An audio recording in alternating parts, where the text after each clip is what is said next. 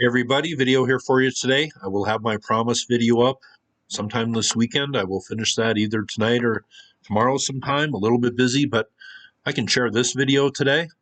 Going down to Belize, right down here. This is the location of one of two cave sites that will be talked about in the lecture.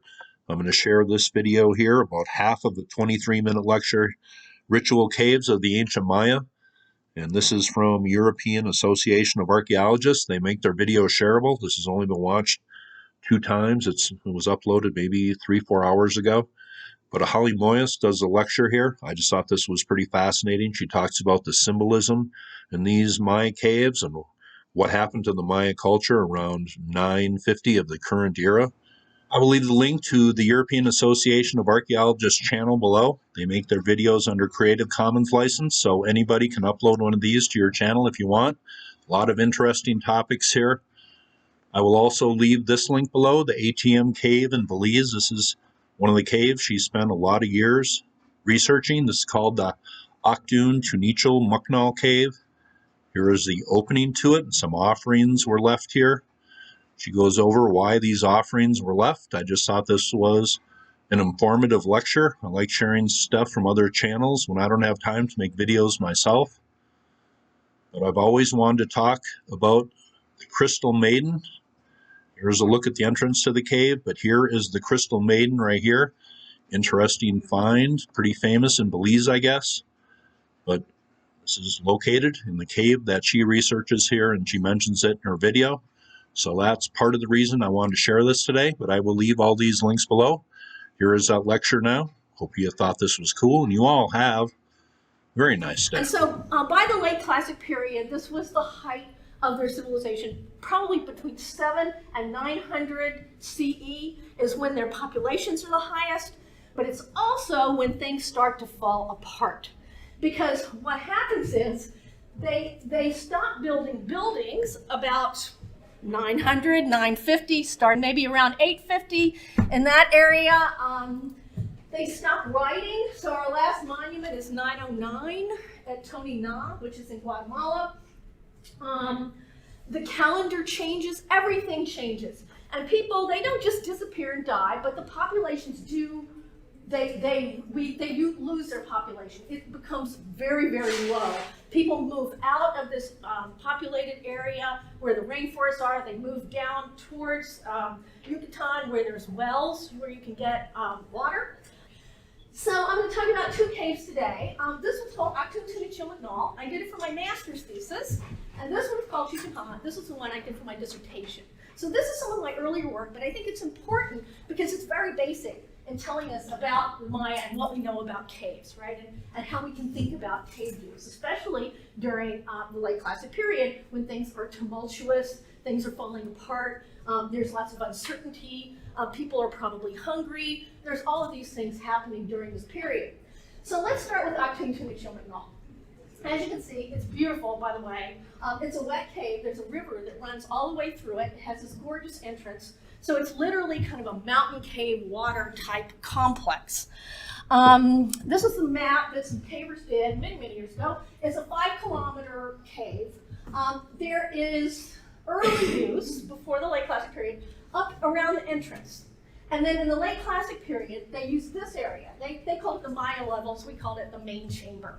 Right, and so the main chamber, you have to walk through water, you have to swim part of the way, then you have to crawl up a rock, and then you have to like duck under this little hole, and then after you crawl through the hole, you come out in this huge cathedral-like chamber. And there's actually about 5 rooms in it. It's really big, it's about 90 meters long.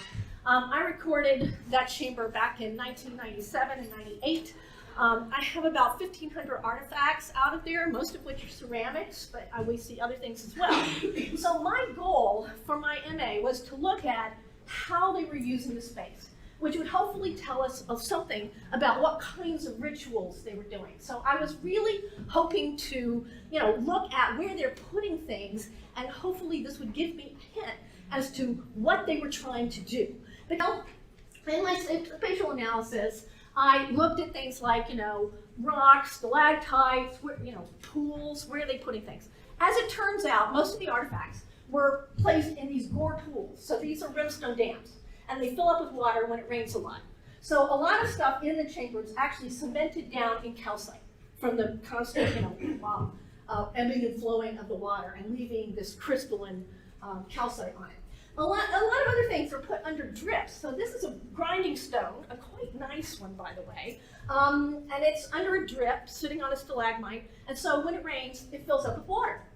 So the water features seem to be quite important in this cave. The other thing I found was when I looked at the artifact assemblage itself, particularly the ceramics, I found that most of the ceramic assemblage was water jars, either really, really big ones or small ones, but lots and lots of water jars in this cave. And so I started to think about, wow, what does this mean in terms of the kinds of rituals? The other thing we started that we found were that there were a number of human sacrifice victims in this cave, which is a little bit unusual. The Maya weren't like the Aztec. They weren't crazy for sacrifice. Caves are the main place where we're seeing human sacrifices, which is really interesting. We also have, we think, some burial caves as well, but the jury's out on that. Even the ones that we think might be burial caves, normally they're burying people in rock shelters, but not in deep caves, especially far back like this. So as you can see, we think this is a woman. We can't be sure. She's covered in calcite. We'll never take the calcite off. It's one of the top tourist features of Belize, so they're never going to touch her. But based on her pelvic girdle, they think that this is a woman. And as you can see, she was thrown back, so she landed like this, right? So not a position to bury your loved one in. There's no grave goods with her. And she's placed where? In a pool, right? So she's in this rimstone dam. We have other people as well. We have 16 entire skeletons. Out of these, 13 of them are actually placed in pools. And all of the infants except for one. So 7 out of 8 of the infants are all in water as well. And about half of our assemblage is infants. And so we know from the Aztec that infants are the offering par excellence for rain deities. And this is likely to be true for the Maya, although we don't have any actual evidence. So let me show you what the crystal maiden looks like when she's covered in water. So this is a rimstone dam when it's full. So as you can see, she's pretty much covered up in water. So I concluded that they're likely to have been doing rain or agricultural rituals in this chamber at this time.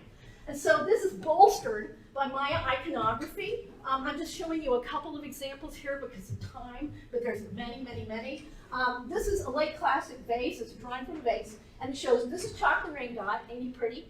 And he's in a cave. So caves are always shown as these big mouths. So this is the mouth, this U-shaped element. And as you can see, there's little teeth. See the teeth? Okay, and the teeth are actually stalactites. So if you stand inside a cave, as you all know, and look out, often you have stalactites at the drip line, and it looks like a huge mouth with big teeth, right? And that's how the Maya are very literal in their iconography. And so there's Chalk sitting in his cave. This is an actual cave in Guatemala called La Polita. This has been destroyed, but they got a picture before they ruined it. And this is Chalk the rain god sitting on a bench or throne inside the mouth of the cave. So essentially, we have these images of rain deities living in caves. So after that, I wanted to look at, I have a really good late classic example, right? But what do I have that could be earlier? Have there been changes over time? And I was lucky enough, and this was just a happy accident, because I'm like, my superpower is luck. Because I looked into this site, it's amazing. It had deep subsurface deposits that go down to the Pleistocene, and it's the earliest ritual usage of any Maya cave.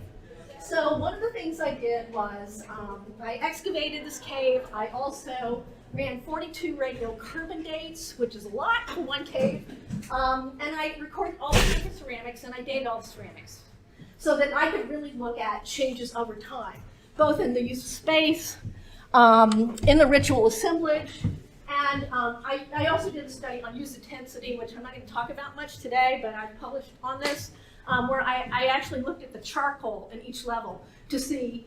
I counted every single flake in my whole big old excavation, and I could tell when they were using the cave more intensively at some periods than at others. So I did a use intensity study as well.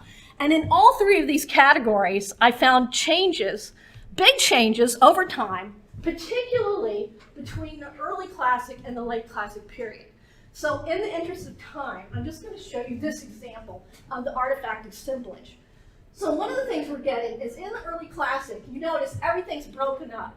And these are all just, this is on a ledge, but it's all, the assemblage is all broken up. In the late classic period, that's when we start to get these water jars. The same kind of thing I was seeing at Tutunachil, these big water jars. And I looked at the iconography, and rain deities often hold these big water jars. And in fact, the moon goddess is thought to hold a large, she sits on the moon, and the moon is like her Oya. And in rainy season, it tips over and it dumps water onto the earth. So this also has to do with their mythology and with rain deities as well. So not only were they leaving these big, sort of partially intact jars, I have to tell you, they didn't hold corn or anything because or water, but the bottoms of all these they actually have holes in them that you can't see. But like the bottom of all of these is all blown out. So the jar itself is the offering. It's not something that was in the jar. It's the jar. And not only is what we're seeing these, spatially, it's just so different. They're up on these high ledges, and they're in the very backs of the cave, or they're set up on altars. So they're in these really specific places, but often in these really esoteric places as well. So I thought, well, what is this about? Why are they leaving these big jars in the late classic period? What's happening here? So I was also lucky, right, because that's my superpower, that they did some wonderful paleoclimate paleoclimate research using speleothems. And so this speleothem is used for this particular research. This is probably the most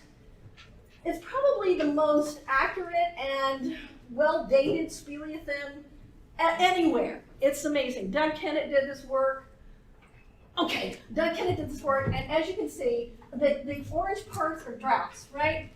And so here's our late classic period right here where the collapse starts.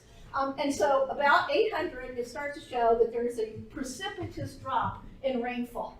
It's not the worst drought they ever had, but you have to remember there's also a high population, and they have to maintain a very expensive king, right? So this was enough, we think, to have toppled their government.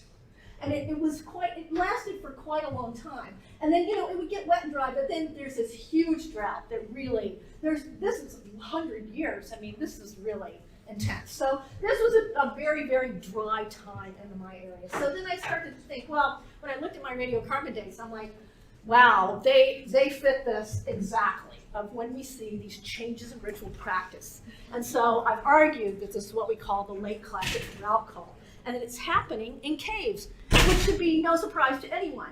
Because if there's problems with rainfall, caves are the place where you're going to go solve them, because you have to use your ritual technology to pray for rain.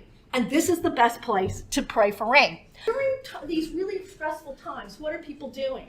Instead of fighting each other, right, these people are coming together in ritual. They're coming together, and their religion is uniting them. So it's a way to sort of ward off some of the possible stresses one might expect in this kind of stressful situation. And so this is the positive part of religion. We hear about the negatives of religion all the time in today's world. But for us, this is peace-mongering that I'm seeing. So I see the ancient Maya as peace-mongers, not war-mongers. Okay, and on that note, I'd like to thank you for coming. I'd like to thank all the people who helped fund me, and all the hundreds of people who've worked with me over the years who made this all possible. And I'm going to give you a present. This is a great picture of the Milky Way. There you go. Thank you very much.